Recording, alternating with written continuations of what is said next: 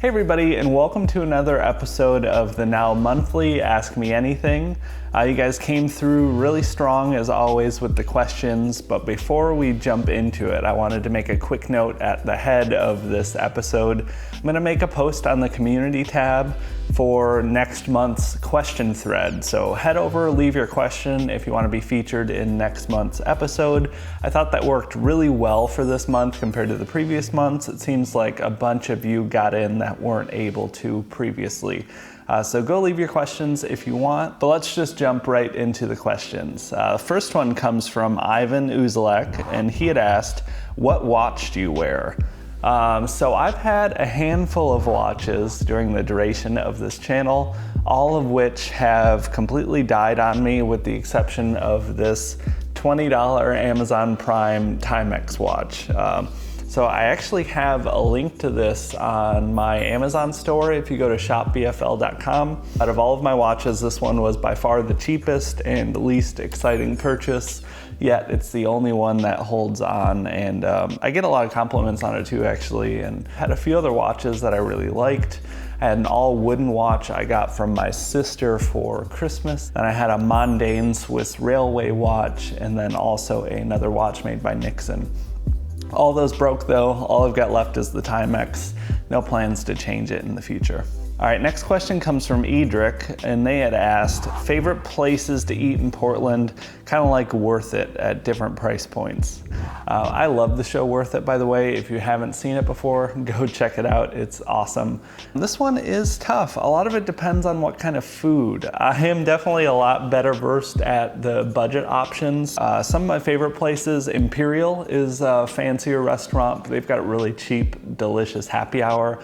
They've got one of my favorite burgers in town. Killer Burger is another great place in Portland. There's a place called Kim Jong Smokehouse that I really like. They have these meatballs with rice and noodles and egg and kimchi. Super, super delicious. I definitely recommend it if you're in town. This is something I've wanted to dive in more on the channel, but just haven't had the chance to make the videos yet. I fully plan to do a lot more Portland related content as we go forward. So this is something I'll keep in mind. Maybe I'll figure out a couple of YouTube videos I could do on the topic. So thank you for the good idea. Next question though comes from Bruce Wayne, and he had asked, what steps did you take to move long distance? We moved really quickly. We came out here and visited at the end of May in 2016, and by that September we were out here. So just a little bit over 3 months to move across the country. Priority number one for me was finding employment and income out here. So I actually had my job secured before I moved. My wife does hair. She was going to wait until we got here to find a salon to work at, but I had my job secured, so we at least had some guaranteed income. Another big thing that I did, I sold probably $1,500 to $2,000 worth of junk on Craigslist. So I'm just headed out right now, selling a couple of items on Craigslist. For those of you that don't know, my wife and I are actually moving to Portland, Oregon in a few weeks. I've got a bunch of stuff I've been unloading. It was stuff that I probably would have just gotten rid of anyway, but I made a little bit of extra money to help fund the move. So that was something I would definitely recommend. I'm a big fan of getting rid of clutter and excess in my apartment anyway. We were downsizing to about half the size in our current apartment compared to our old place that we lived at in Michigan. Place to make money, place to live, and saving up to fund the move. That's about it. All right, the next question comes from Charles Fisher, and he had asked, as you cut weight, did you struggle progressing with your strength training, and how did you deal with it? This is something that is kind of inevitable for everybody. As your calories dwindle down, you're going to have a little bit less strength, and you are going to lose some of your muscle as you're losing fat. There are a few things you can do to help prevent this. One thing, making sure that you have adequate protein intake. When you're at a calorie deficit, that protein gets a lot more important to maintain your muscle mass. Another big thing, making sure to train regularly. I actually made a whole video about protein in general that covers a lot of this stuff. So check that out if you haven't yet. But just making sure to have adequate protein intake and making sure to work out regularly still and hitting the rest of my macros was just the best way that I found. All right, next question comes from Razorback Pulp, and he had asked, if you could change your career path to your dream job, what would you pursue? We actually just had a conversation in the comments this morning about this. I am currently in pursuit of being able to do, photography and videography and YouTube full time. It's tough because I want to make sure and maintain the YouTube channel, even though I'm not making really any money doing this, but I want to make sure and continue to build this because I really love doing it, and I think you guys need it as much as I need it, but hopefully that'll help bring in some extra income. But I'm also working on a couple of different side projects and kind of separate businesses. I haven't talked about much just because I haven't had that much time to implement anything. Once I start doing stuff, I'll be sure to fill you in, but I've got a couple of other business ideas. So I'm actually in the middle of changing my career path right now. I am obsessed with video and photo work and just really can't get enough. The only other thing I would do if I wasn't doing this, if I could be a full-time musician, that was always my dream job growing up. I was in bands for almost a decade before I started doing this. That was my kind of long-standing dream job, but that's even harder to make a living compared to photography and video work. So this is my more reasonable, down-to-earth creative job I'm hoping to pursue long-term. All right, next question comes from Rafi Azar, and he had asked, what are your thoughts on the ketogenic diet? I've actually made videos about my thoughts on low-carb diets in general. It's been a while since I've talked about it though, so there's a good chance that you'd missed it. In general, I think diets that are really restrictive like that, they can be effective if you follow them and adhere to them. But I also think it's not setting yourself up for long-term success with your weight maintenance. Unless you plan on cycling on and off keto for the rest of your life, it's not something that's going to be really sustainable.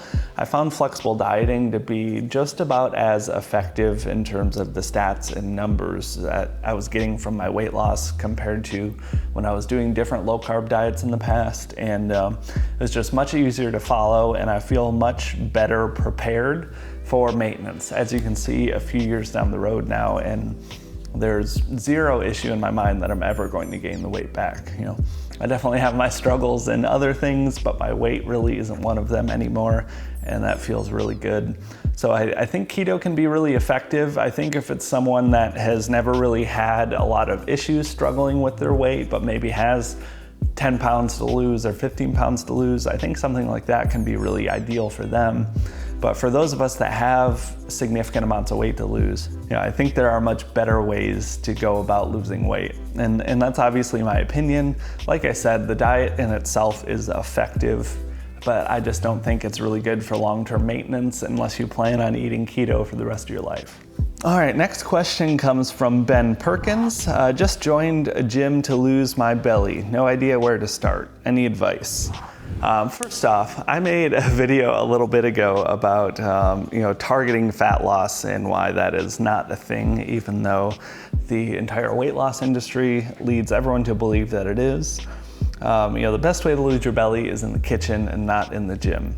So I just wanted to get that out there. I know it's kind of a non-answer, but yeah, definitely focus on your diet if you're working on losing fat. If you're working on building muscle or building strength, definitely the gym is where you want to be. I actually have, the videos are super old right now, but I still follow somewhat the same sort of routine when I do go to the gym.